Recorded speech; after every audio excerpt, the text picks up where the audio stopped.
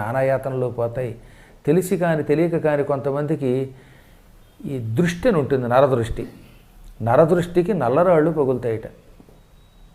బాగా బాగుపడితే ఎవడన్నా పక్కవాడు అవి బాబోయ్ బాగుపడిపోతున్నాడని పళ్ళు పటపట కొరుగుతూ దిక్కుమాలను చూపు చూశారంటే ఈ చూపుతో అప్పటి నుంచి వాడికి పతనం మొదలవుతుందిట, దుఃఖాలు మొదలవుతాయి. ఇప్పటికీ ఉంది. ఇదేం నాస్తికవాదం చేసి లేదని అనక్కర్లా, ఖచ్చితంగా దానికి నరదృష్టి ఉన్నది. ఆ నరదృష్టికి ప్రాయశ్చిత్తం కష్టపడక్కర్లా.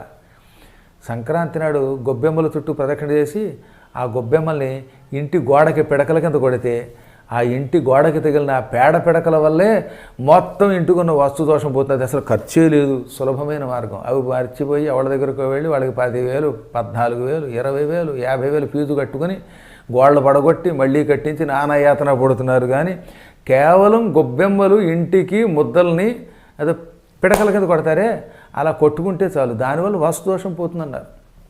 కలియుగంలో చాలా సులభోపాయాలు చెప్పాడు వ్యాసుడు. అవి మనం నమ్మి వాటిని అనుసరించి చేస్తే వాటిలోంచి ఆ కష్టాల్లోంచి బయటపడతామన్నమాట.